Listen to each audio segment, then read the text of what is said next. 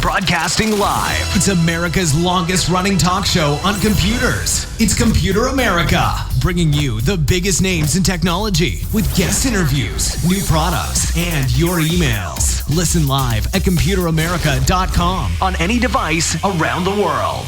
Email the show at live@computeramerica.com or find us on social media. Be sure to check out our website for contests, giveaways, show notes, live video stream, podcasts, and more. You're listening to Computer America.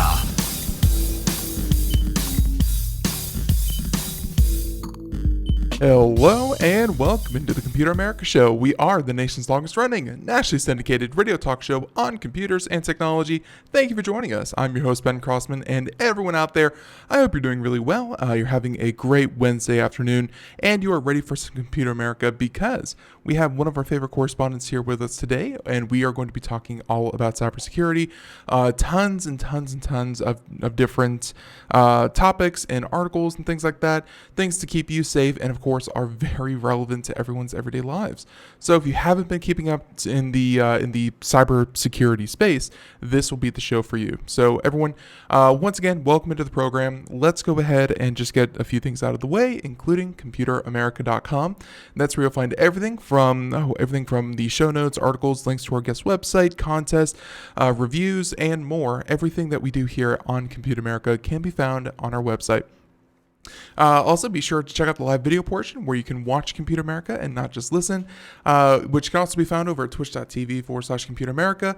And last but not least, should probably mention the podcast, where if you for any reason need to step away, you can't listen to us live on IRN, we totally understand, we appreciate it.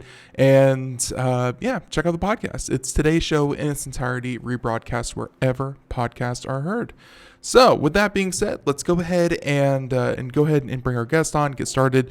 Lots of different topics, lots of things to talk about, and really looking forward to this segment because, things have been kind of hitting the fan lately, and it's I'm really happy that we have Scott Schober's expertise, and of course that is our correspondent Scott Schober. He is of course the president of Berkeley Veritonic Systems, and of course regular correspondent here on Computer America, author of Hacked Again, and so many more accolades. Scott, how you doing? Welcome back onto Computer America. I'm doing wonderful, Ben. Great to be back with you. Happy that you could join us. And like I said, there's a lot to talk about. So before we get started, why don't we go ahead and give the nice folks out there an introduction to yourself if they haven't heard of you for any reason. Then, just talk about why you are, or how are you involved in the cybersecurity space? Sure, absolutely. My company, it's a 47-year-old privately held company, Berkeley Veritonic Systems.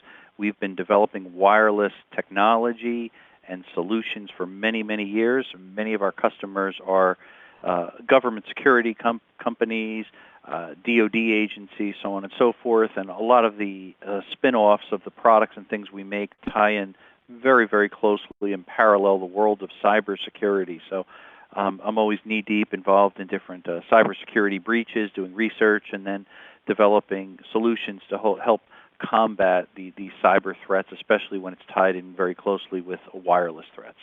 Absolutely, absolutely. And so with that introduction, why don't we go ahead? And I'm glad that this was the first on our list of topics today that you included. We covered this as best we could yesterday. Of course, just me talking to myself. I probably missed a lot of the nuances with this one, but when you consider the scale of the breach, and it came at the hands I believe the final number came out to be about 106 million. Don't have an exact number, but 106 million. Compare that to, let's say, the Equifax breach, which had a sum total of 147 million. 106 million is not a small number. This is not a small hack, and yet it feels like this is getting a just a fraction of the publicity that that Equifax had kind of received. So how do we take a bite of this apple? Scott, if you would kind of give us an overview of what happened with Capital One, what should people be talking about with this data breach? Like, what actually happened? Yeah, I found this one to be kind of a fascinating one, more than just the headlines of, oh yeah, just another breach and personal information, account information, social security number, so on and so forth. All concerning, all scary for anybody that is a victim of this, so apologize in advance for the misery that they're probably going through. But I think the part that really stood out to me is they've already got the person that's guilty and charged, and we'll see how it all unfolds, who's, I guess, this woman, Paige Thompson. She's young. She's 33 years old. They already have her scheduled for a criminal court case up in Seattle there. But she worked for Amazon for a number of years, and I think that's the part that stood out as kind of the scariest part for me, that she had access and expertise to really the Internet, the cloud, these large, massive databases, and this is one of possibly many that were compromised. And that's the scariest part. It's all the unknown that we really have no idea. At one point, there was mention, I think she tweeted, if you go back through her trail of Twitter, that she located tens of gigabytes of data belonging to other major corporations besides that of Capital One. That's a scary thing for me. So everybody's out there probably wondering, geez, is my company going to be the next one where they drop the shoe on and say that the information was compromised and out there or sold or who knows what? It's all the unknown. Yeah, and right here in the article that we're kind of pulling from USA Today, but of course it was covered in a lot of different publications. But said that her resume, she worked for a company that says its platform is storing, quote, data for millions of applications for companies all around the world. I mean, just immediately, this is one person, and I believe she found a flaw in either the way that Capital One's firewall was set up on using Amazon Web Services. There was a problem with the firewall, and that caused her to have access to where she shouldn't have, or at least she was able to run, I think, a script that let her download essentially all the data that she wanted. And it was just terabytes, or probably gigabytes, because it was mostly just text, but it was just gigabytes of information, and she was able to kind of pull it down. And my question to you is that this is someone who, like she said on her resume, she was a contractor for Amazon, or at least she was a systems engineer. And I mean, this is someone inside who found, I guess, a flaw with a customer of her company. Again, she worked for Amazon, and Capital One was a customer. She found a flaw with the customer, and then she exploited that. This is someone outside the organization, but still, to an extent, she was part of the organization, or at least she's not exactly a completely, outside personnel. She, this is someone from the inside. Does this happen a lot? Yeah, absolutely. And you bring up a brilliant point. The insider threat within large corporations are one of the scariest things, because individuals have a level of trust, they have a level of access, and the wherewithal, because they really understand the technology and the vulnerabilities. If they want to steal a file with this huge database and exploit it and sell it, man, they can. And fortunately, the breadcrumb trail between her bragging on Twitter, the IP traffic, it was a very the IP addresses. It was a very short breadcrumb trail, though. I mean, she true. Very, very well known, or very well educated in the technical aspects, but master criminal, not so much. Yeah. Yeah, no, not the brightest, let's say. And if you look back at some of the other comments and other concerns there, she had several conversations where she was referencing botnets and a whole bunch of other things where they're used for cryptojacking and to mine different types of cryptocurrency. So she spread out in a couple different areas of the world of hacking, which means she's going to get her hands dirty in a couple different areas and eventually get caught. And I think that's the message that anybody that's a good guy out there should realize. Eventually, these hackers, most of them will get caught. Hmm. It's hard to catch them. It takes a lot of money, a lot of resources. But I think the government, you got to give them credit. They're getting better and better at following through and catching the bad guys. And we're starting to see some of the headlines of the success stories. So kudos to them for at least making an example out of this individual here, so others don't follow suit. Right. Yeah. And to to your point, giving the good guys a pat on the back. Uh, what did you think about the fact that this wasn't discovered until about 2 weeks ago? I mean, they said that she probably pulled the information sometime, I want to say in April of this year, and then it was floating around on GitHub for a couple of weeks, and it wasn't actually brought to Capital One's or the FBI's or anyone else's attention until someone sent an anonymous email that said, "Hey, a lot of your data is just floating around out there. You might want to look into it, and I'll even help you." What do you think about the good guys that kind of go out of the way and see something? I guess hang around in those circles, are privy to those kinds of conversations that hey, I just received information on 106 million people, and instead of just turning the other cheek and saying, "Wow, good for you," they actually go back and do something good. Oh, I think that's fabulous. It's a powerful world out there when everybody's interconnected on the internet. In this case, I think it was the data was stored on GitHub, which is a great repository for things, and people see that, and if they share the information and gave a tip. But the sad part to me is Capital One didn't know it. Yeah. So you start to naturally back up and ask yourself, geez, we're all familiar with Capital One and the slogan, "What's in your wallet," and the Mm-hmm. billions of dollars they spend on all the advertising, this and that. I kind of half-jokingly say, geez, should they be spending that on security perhaps or cybersecurity? And because they're finding out through a tip from a source that found it on GitHub, it's a little concerning there. Hmm. Well, and here's why I would even counter to say, hey, maybe they should, or at least as far as the business side goes, here's why they won't spend that kind of money on security aspects as opposed to advertising, and we can even use this as kind of a jumping off point to switch over to Equifax, which is kind of towards the end of the list. But as we've seen with Equifax and the settlements there, and with Facebook with its $5 billion settlement with the Justice Department, I mean, these are large numbers, and I believe Equifax had to pay or at least had to set up a fund for, I want to say, about $800 or $900 million to deal with the repercussions of losing people's data. But I think that's why advertising is going to outweigh security in a lot of organizations. Is that it just doesn't. I mean, from a regulatory punishment, just kind of, hey, you lost people's data, so now you have to cough up.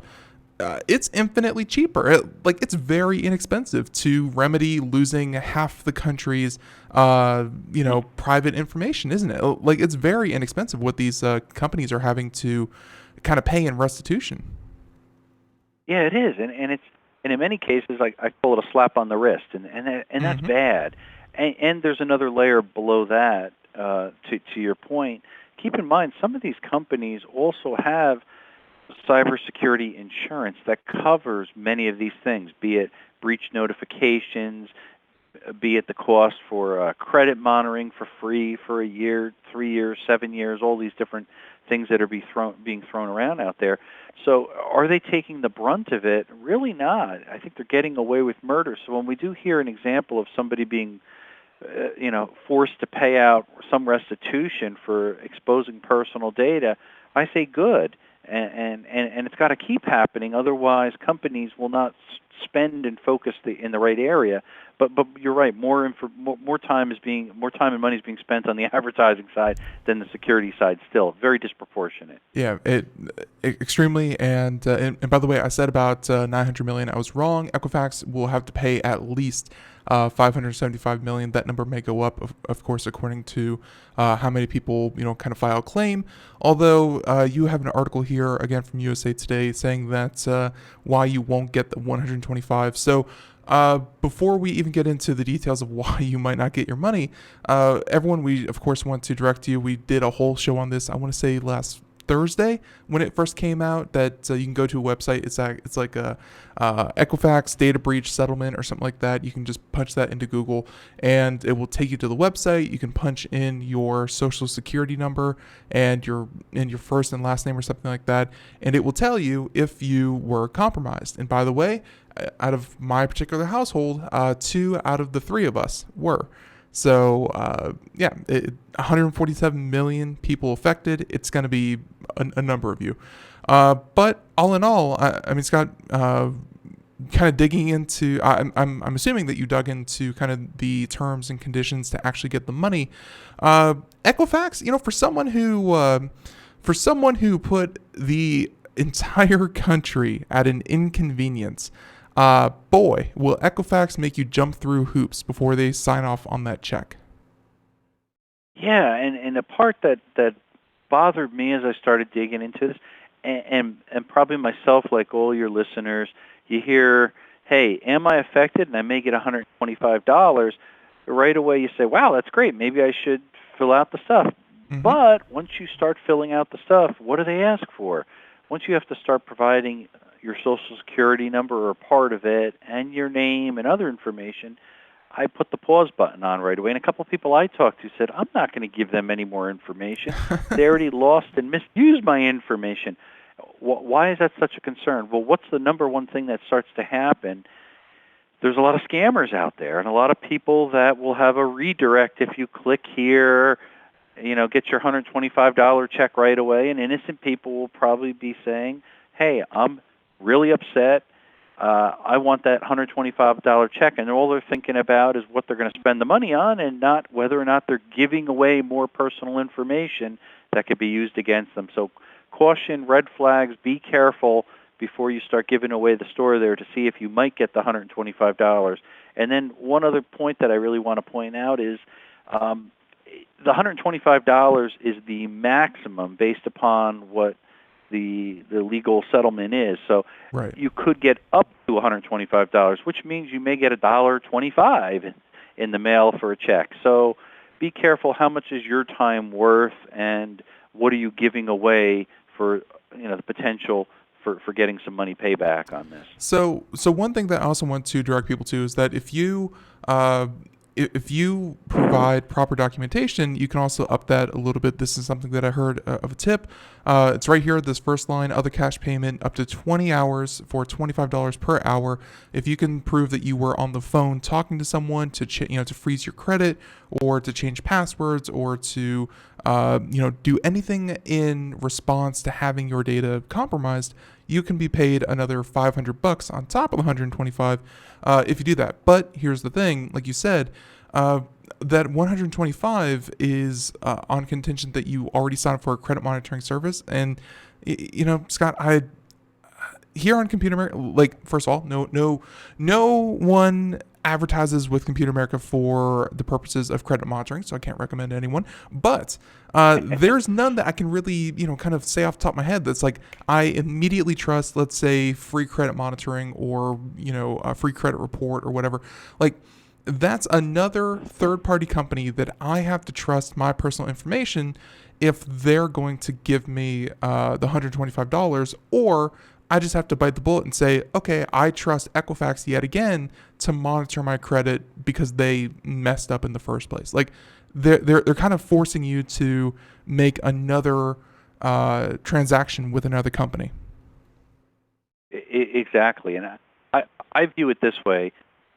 Step back from the big picture, and we put aside the names of Equifax and everyone else. Ask yourself this question. if you don't feel that every time you put out more personal information, your social security number, name, address, so on and so forth, banking account information, you simply increase the odds of getting compromised. If it's not from Equifax, it might be from Experian, it might be from another third party. So just for common cyber hygiene and common sense, be guarded with your personal information, because one way or another, everybody's got their hand out to get it. So don't make it any easier for anyone, especially if it's a promissory for something like free credit monitoring, potentially up to $125. You know what? $125 is nothing when you have your identity stolen, when you have your credit card compromised, when you go through all the hassle that I went through when we were hacked and hacked again with our business and myself personally. So just really slow down and think and ask the questions you need to ask before you're willing to hand over anything else. I really caution people to do that. It seems tempting, but it's probably not worth it in most cases. It really seems almost like Equifax's first response to compromising everyone's data, and they were actually transferring people who were trying to figure out, was I affected, and are you going to monitor my credit or things like that, and they were actually selling people who they had done wrong by. They were selling people credit monitoring services, and it was like, you're going to try to turn a profit off of when you messed up. That seems to be, this kind of company that you're dealing with. And really, if you take it all back to the beginning, it's like, this is a company that no one really signed a deal with. I don't know anyone that I know of these 147 million people affected that actually called up Equifax and said, hey, can I give you my personal information? And they signed a deal or something like that. This was a third-party company that worked on the behalf of other companies to monitor essentially you as a person. And hey, this is your realm with cybersecurity, between what we've heard about Facebook and the idea of privacy and digital rights and that kind of thing, do you feel, and Scott, this is, blowing the conversation a little bit further out, but do you feel like sometimes data in general just has been the wild, wild west for, the past 20 years since the internet kind of came about, and now we're starting to realize, oh, wait, maybe we should actually have some rules in place for what we're doing here? Absolutely. I have huge concern about data and privacy, and I kind of take my stance. I'm launching a second book. I mentioned to you last time, Cybersecurity is Everybody's Business. I do a deep dive into data and privacy, especially with regards to cyber breaches, and specifically how technology companies like the Facebooks and Apple and Google and all these others handle and store our personal data, because perception is it's secure, it's safe. It's on the cloud, it's secure, it's safe. We have a lot of these misperceptions, and I think we have to balance it out and realize we control our own digital footprint, how much is out there, and who we allow to have access to it. And I think the bottom line is we really can't trust anybody anymore. It's just that simple, because everybody has proven to fail time and time again with our personal data. They apologize, they get a slap on the wrist, and it happens again, and we're the victims. We pay for cleaning it up, and they don't seem that culpable, which is really a shame. Yeah, and one point that I wanted to make off of, providing Equifax, all this updated information, and keyword they're being updated. If you're wondering, well, what does it matter if I give them my last 4 digits of my social and my first and last name and my address and things like that? If nothing else, that Equifax is updating all of their records that they have on you. And if they are somehow compromised again, and I know that Equifax would be so impossible to hack at this point, I'm sure, hint, hint. But yeah, they would have updated records. And if your information is leaked once again, hey, then that's more recent, more fresh information, and more likely to be, I guess, used against you again at that point. So it's not just that they have information, it's that they have updated information on you. But okay, so that's enough scaring the folks out there. Why don't we go ahead and scare them a little bit more?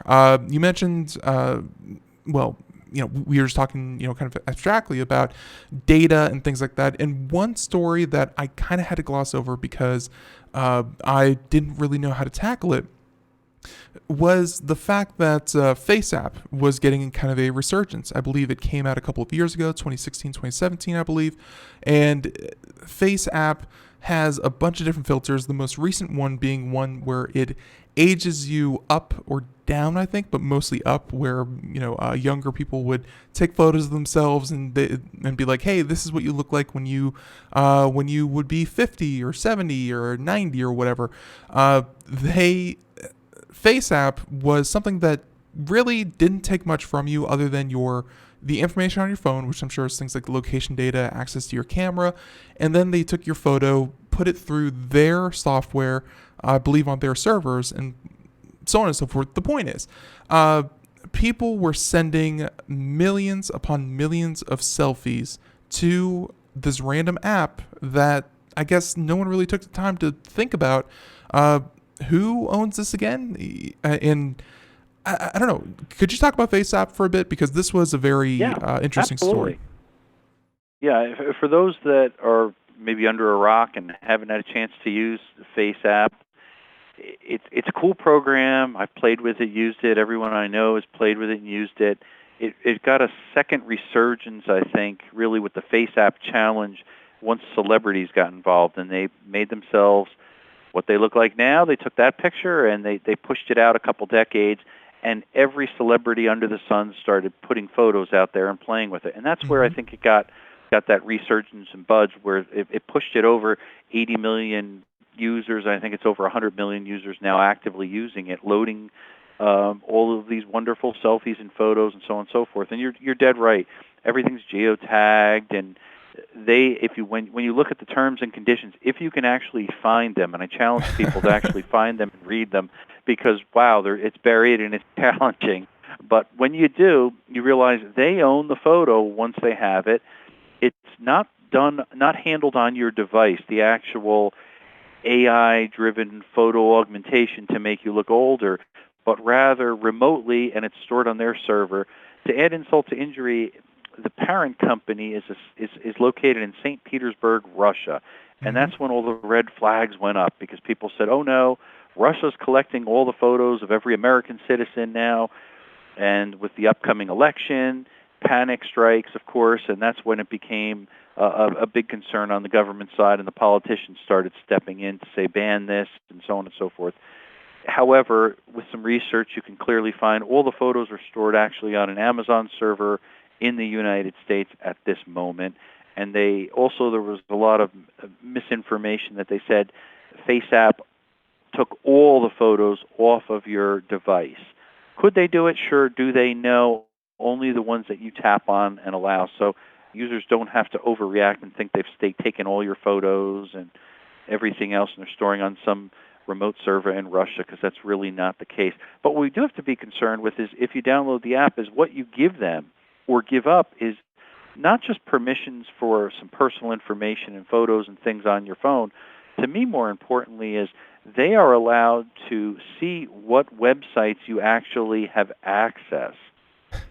And that tells a ton of information. So basically, it's like gathering metadata, everything associated about Ben, everything associated about Scott. Now they know, and they in turn own that and can sell it to third parties, which allow them to push advertisements to us and learn about our habits and likes and so on and so forth. Well, that was that was a very strange thing about the whole Facebook and Cambridge Analytica, was that it wasn't so much that Facebook, like so many data breaches that we've heard in the past, it wasn't that Facebook kind of lost or misplaced or gave access erroneously to someone.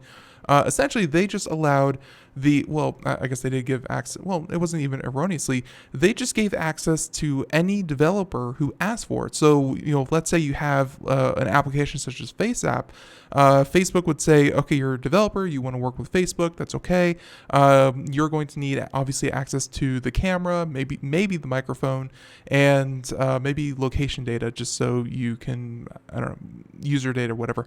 But then app developers were like, let's just check every box on the menu and let's get access to all of the data. Like it wasn't even, oops, we accidentally let them, read, like you said, browser history. They just let them do it. And that was what happened with Facebook. So I feel like it's the same thing with FaceApp. It's just, they don't particularly need your browser history. It's just, it's so easy to access that kind of data. It almost seems like why wouldn't these companies harvest more data instead of less data? Because, hey, it could be valuable at some point in the future. Exactly. And I think the point that is very powerful is that you're basically granting and accepting the terms and conditions, allowing these third parties access to your data. You don't know who they are. That's concerning.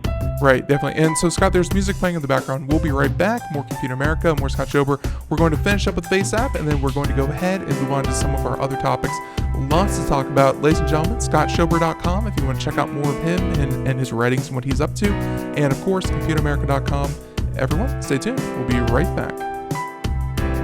Greece is cheap. But the airfare costs a fortune. Paris? Not much closer, and again, airfare... What about Puerto Vallarta? Let's face it, flying anywhere is just too expensive. Wait, what's this? Low-cost airlines. With one call to low-cost airlines, you'll drastically slash your travel costs. We're talking insanely low airline prices to any of your favorite destinations. Where would you like to go? London, Rome, Costa Rica, Australia? Wow, that's cheap. So why wait? Call now to learn how crazy cheap it is to fly anywhere in the U.S. or international. Our prices are so low, we can't publish them. The only way to get them is to call to instantly hear the most amazing best deals on airline travel. It's that easy. So call now and start packing. 800-215-4461. 800-215-4461. 800-215-4461. That's 800-215-4461. We are all Brother Wolf. 10 years ago, a group of locals banded together to create positive change. We took animals into our homes, held adoption events at local retailers, and talked to the community about our mission to help build a no-kill Asheville. A decade later, we have achieved so many victories for animals in need. There's been so much progress, yet there's still so much to do. As part of our year-long celebration, we encourage you to become a member of our special Compassionate Circle program. With a monthly donation of $10 or more, you will have behind-the-scenes access to the work we are doing at Brother Wolf. Our goal is to reach 1,000 members because we receive no government funding. Working together, we can help build and sustain no-kill communities. Learn more at compassionatecircle.bwar.org. We are a 501c3 tax-deductible organization.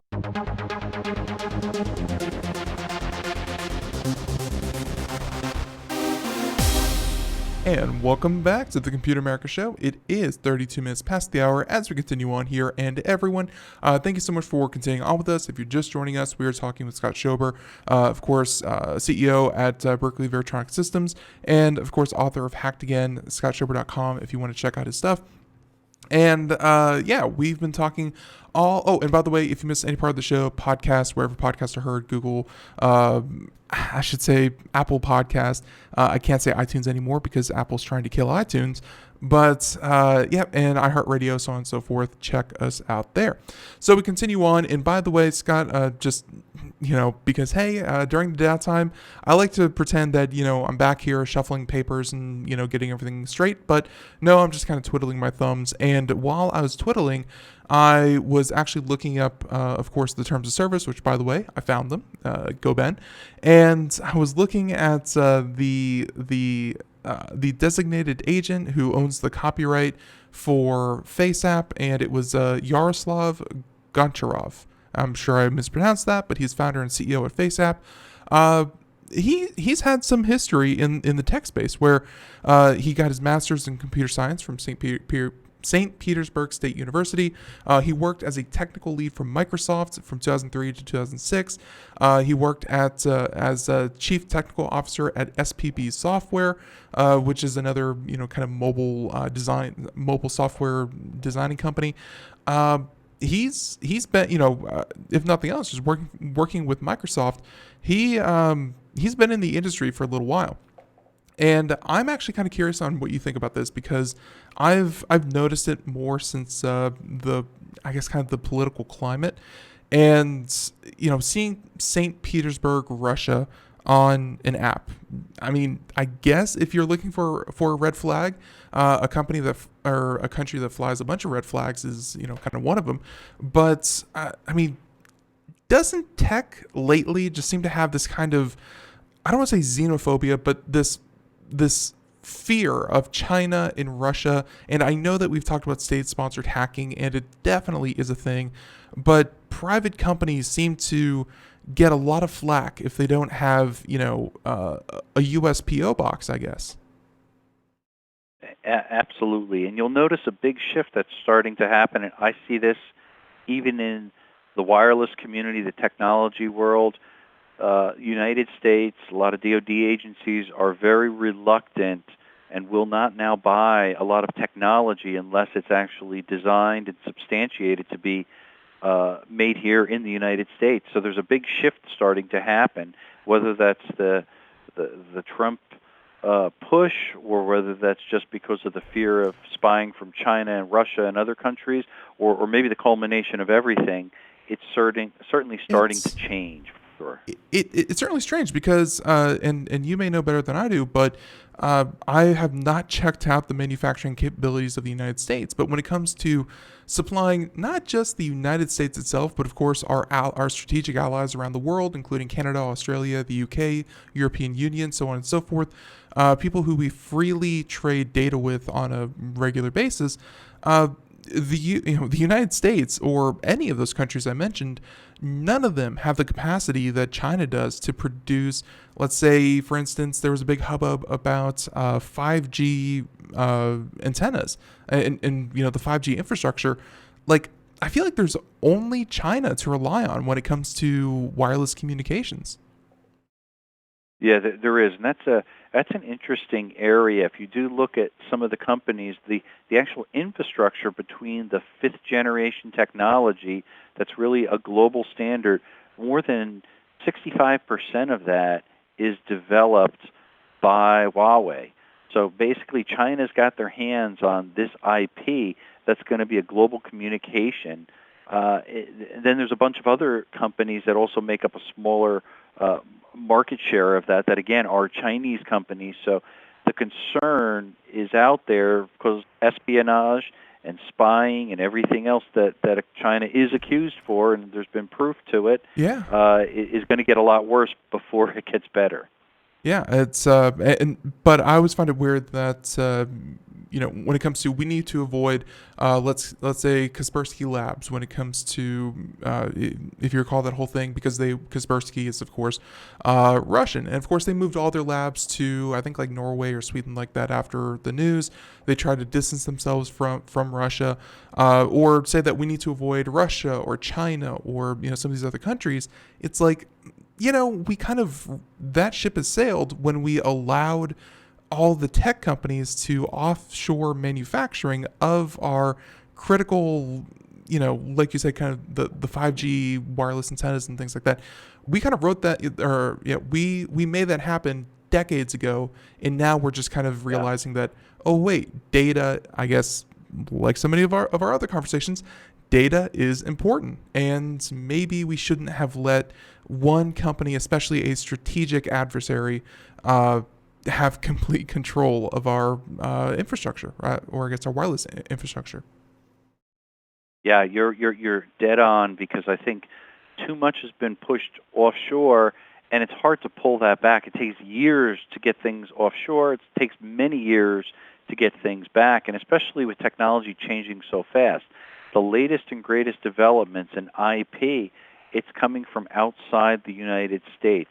And that's true not just of 5G, but if you look at AI, a lot of money and talent is being pulled from the United States and developed in China. So it's a concern that's growing.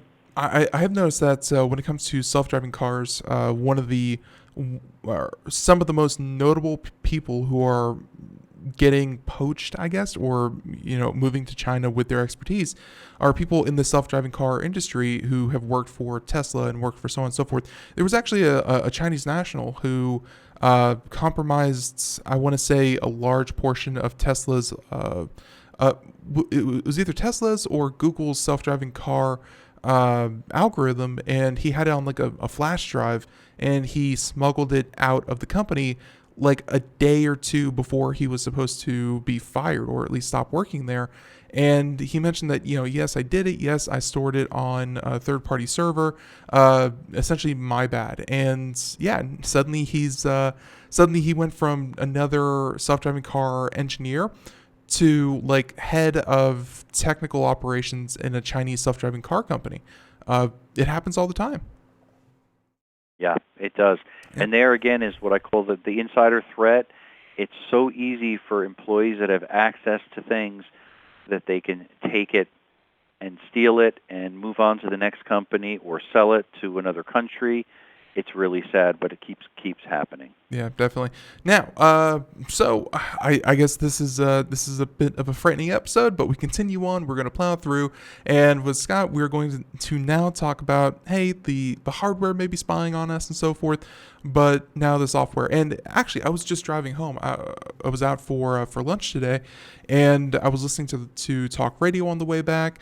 NPR for anyone out there who's curious, and they just had a segment on Fresh Air about essentially your app spying on you.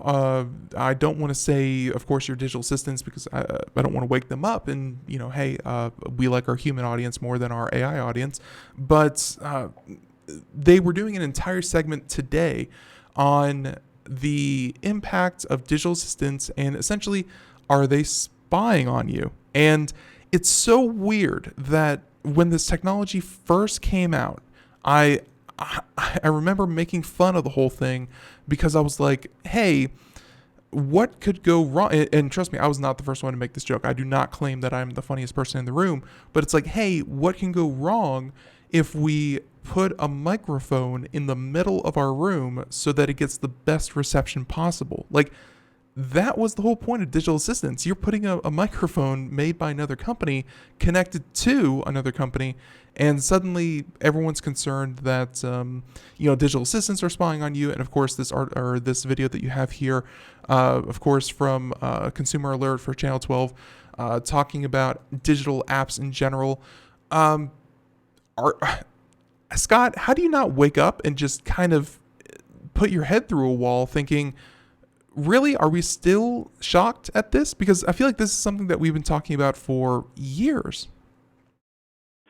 It is, and I always laugh and back up from it and saying, people are opting into this.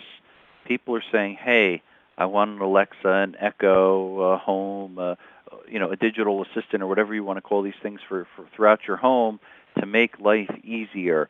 They're great, they're fun, but what's the trade? We're trading something for that. Is it trading, we want convenience, so we're giving up what? Security. That's the part that's, I think, concerning to me, and yet people do it within a second because it's a gift, because it's fun, because it's convenient. That's what keeps happening there. So what people need to do is start thinking about taking control. If they bring those devices into their home, or if you have a phone and you say, hey Siri or hey Google, these wake words, we have to realize there are some things you can do to control it. Number one, not have the devices. Or number two, make sure that you set it in the security settings not to allow it to share your conversations and be stored on the server by that third party, that being Amazon or Apple or whoever it is. So you do have some control. Easy to do, not necessarily. You got to take some work, but you might want to think about doing that if you're concerned that they're listening or spying or taking those conversations and using it against you. So, and by the way, I do like how you phrase that used against you, because we have seen situations where, I'm going to preface what I'm going to say with this, and that we have already seen the first case of someone being exonerated of murder, I believe in Australia, because he proved that he was at home with his smart speaker, where, he was able to pull the recording from Amazon's servers to prove that he was not at the scene of the crime. So that was his alibi. And yeah, Alexa was his alibi. So, certainly these things are being used in very unique cases. But something that I want to get your opinion on, and this is what I've told my audience, and please feel free to correct me if I'm wrong on any of this, but when they say that, yeah, they're spying on you, yeah, they're making recordings. So here's the thing. Amazon is probably making recordings of, just about every input you have, but they're not flagging them for individual human listening, because Amazon does not want to hear, 20 million times a day, turn the lights on, turn the lights off, set the alarm, turn off the alarm, so on and so forth. That's not really what Amazon is really all that interested in. They're interested in conversations where the key, where the activation word is accidentally said, it's muttered, or it's mistakenly, kind of switched on. And they'll take those conversations that the articles had things like drug deals and, people, having maritals and things like that. Those conversations that aren't really conversations, but are just kind of weird, muffled things going on in the background of the smart speaker, those are probably being flagged because Amazon wants to improve their algorithm, and they need a human to tune in and say, oh, this is someone with a thick accent trying to ask the smart speaker to turn on a light, and then they can work on accents. They can put in that information manually, and they'll get better. But a lot of those are just non-conversations, and they're flagged for human review. The humans will listen to it. They'll say, this is not actually a conversation. This should not have been turned on, and they'll improve it that way. But when they say that, these things are spying on you, I don't think Amazon really cares all that much that, let's say you're having a drug deal in the background. Amazon is not really, doesn't really care, but they are recording it, and they are saving it on their servers. Does all that sound about right to you? Yeah, I tend to concur. Whenever someone asks, is your smartphone or your smart appliance or your digital assistant spying on you, I say yes and no. Indirectly, they are always listening for that wake call, be it OK Google or Hey Siri. Right. That turns them on. Oh, as I said that, my phone just turned on. I was about to say, yeah. I just turned on 1,000 phones for everybody that's out there listening. Hopefully I didn't turn your phone on, so I apologize. But really, they are recording. Some of the stuff is being processed on your phone. Some of it does go to the server. And interestingly enough, this has been proven with a researcher. They recorded, I think, about 17,000 apps, some of that are listening apps, I should say, that there's a percentage that do listen, and they send encrypted information from your smartphone to the server. And hence, we don't know what's actually being sent.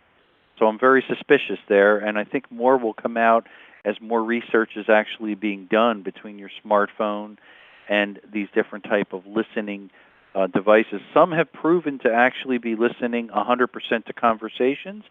Some will look for certain things in the background. For example, some apps actually focus only on listening to what you're watching and listening to on TV. Yeah. So that they can use that information to sell. So there's little nuances in there, and we have to be careful when we think our phone is not spying on us, because indirectly, yes, it is, and more importantly, it's these wake messages that it picks up on and then tells people additional information and associates that to the actual metadata. So it's very complex.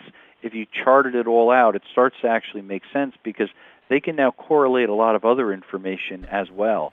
Not just what we say, but what we're viewing, what we're downloading, what websites we're visiting.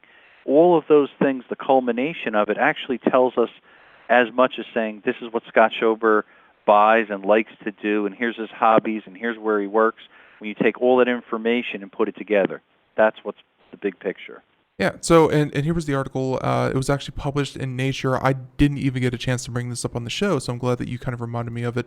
And if people were wondering, well, if it's encrypted, if it's quote unquote stripped of personally identifiable information, then what does it matter? It's just abstract data at that point. Who really cares? And there's an article published in Nature Communications, saying estimating the success of re-identifications in incomplete data sets using generative models.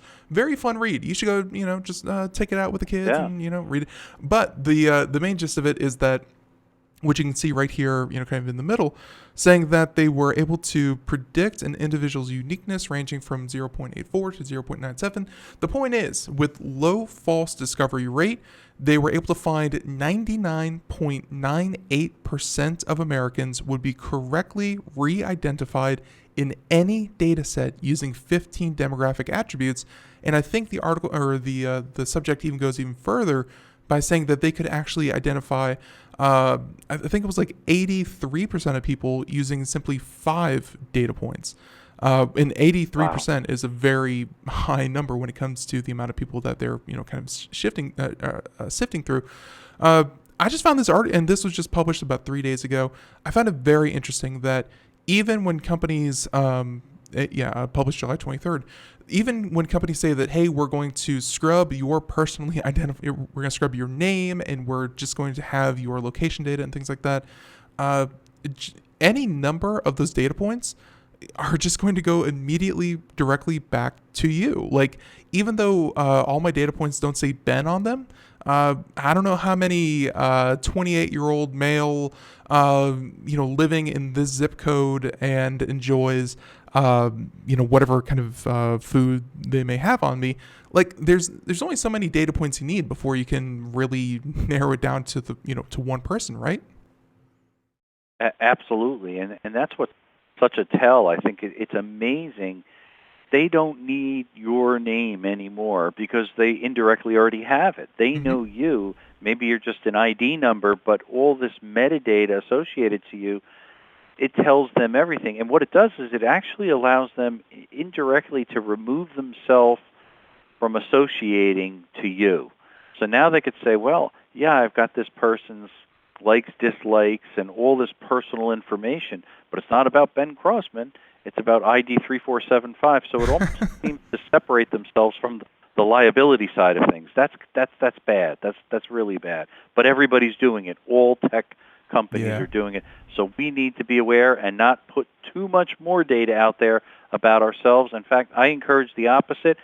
Put out some curveballs. Put out some things that you absolutely hate and don't associate with yourself on a search, in your conversations, and see how that sometimes comes back later on. I think it's fascinating. Tell Google about the time that you won the Cub Scout Not Tying Award back in 1983, and really sing your praises from the rooftops about that kind of thing. So and one of our old co-hosts on the show here, I recall even back in the day, back in like 2010 or something like that, I always found it kind of funny, but now I see it was a very good idea. He had 3 Facebook pages. He had a personal, he had which he shared almost no information with. He had a business one for all of his business associates, and he had a fake one that just like you were saying, he put out false information about himself. And I guess between the 3, he felt a modicum of privacy, I guess, in an online situation, that even if you found his name, there would be so much information conflicting and otherwise that I guess he hid himself in plain sight to a point. So very good advice. Yeah. Well, one other point I wanted to jump into to kind of parallel this, Ben, was sure. I thought interesting. If you think about, we always talk about passwords, and then we talk about authentication and two-factor authentication, and in the future with different biometrics, so on and so forth. One of the key areas that always come into play are what? Pictures, and then you look at what's happening with FaceApp. Our voice, look what's happening with all these different smartphone and digital assistants and everything else listening, we have to be careful because we are, again, indirectly feeding the hackers the future of authentication. If it's going to be our voice, guess what? Our voice may be sampled 1,000 times through our, Alexa or Google or Home or whatever the case may be, or through our smartphone. Now they got us. They can use that against us, just like we see it in the movies. That's what the future is going to be. So we got to be careful not putting it out there for everyone just to store on some database that will eventually be compromised and hacked, because it will be what's used against us to compromise our computer, to get into our smart home, into our smart car, to get into our bank account, whatever the case may be. Yeah, so let me try something here right here. Hopefully this works. Let's see if we can do this. So we're processing something, and I'm actually going to throw it up on the video portion if anyone out there wants to watch. Computer. America, the best radio. Technology. Please give a listen. All right, so obviously it was throwing other words in there, but there's a website called Clash, and to your point, let's say someone who's more in the public space, and it was trying to fill in words there from other sources that weren't Donald Trump himself, but using the President of the United States, who was in front of a camera multiple hours a day, and there's plenty of sound bites that you can kind of combine things.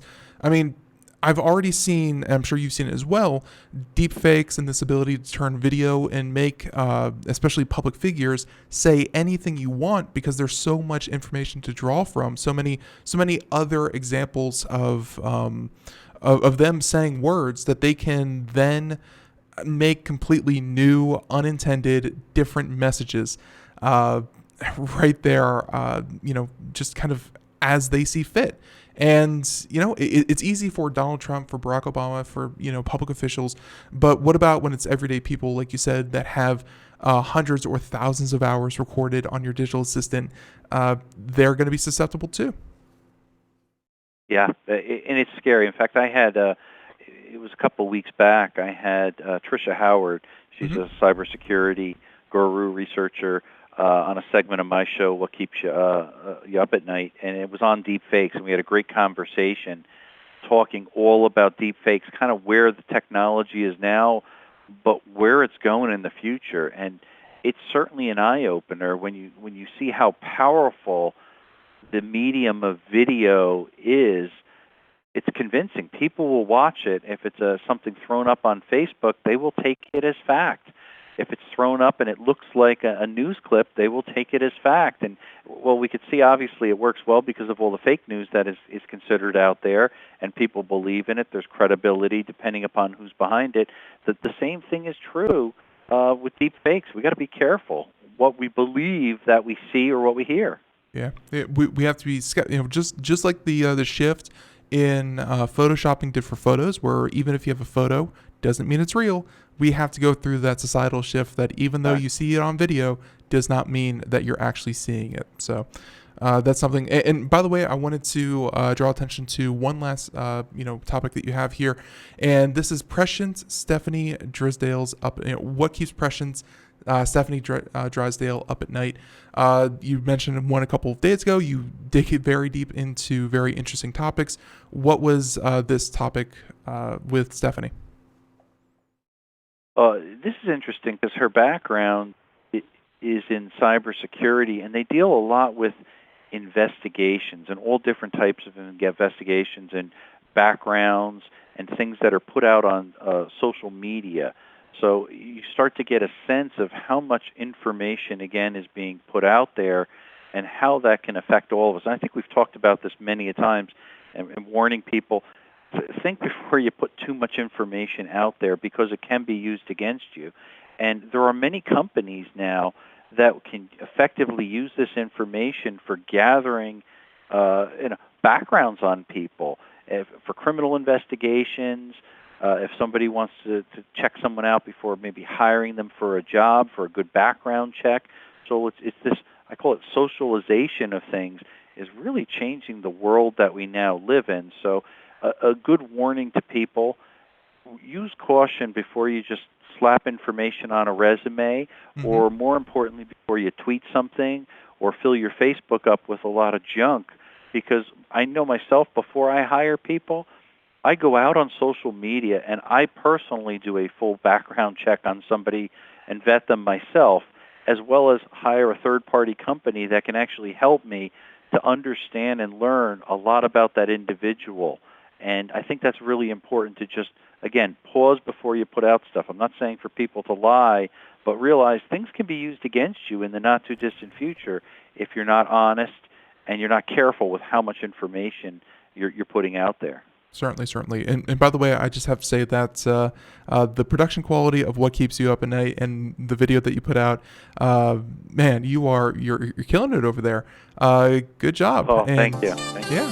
Hey, and really, it definitely shows. So, Scott, I want to give you one last opportunity, because the music in the background means that we are about to end the show. It flew on by. Scott, if people want to find out more about you, what you're doing, where can they go? They could certainly go to my website, scottschober.com. They could learn more about my book, hackedagain.com, and share a lot of tips, a lot of information, and stay tuned for the next book. Cybersecurity is everybody's business, and it's going to be coming out late summer. So I can't wait. Look forward to hearing everybody else. Yeah, I can't wait to read it. You definitely need to send us a press copy. We'll definitely review it. So, with that being said, yeah, and definitely. So, Scott, until next month, have a great one. Thank you, and catch you next time. Thanks again. Stay safe, everybody. Stay safe, everyone. Bye-bye. And everyone, we're done for today. I want to thank you so much, everyone, for tuning into Computer America. Until next time, have a great day. Thank you so much. Bye-bye, everyone.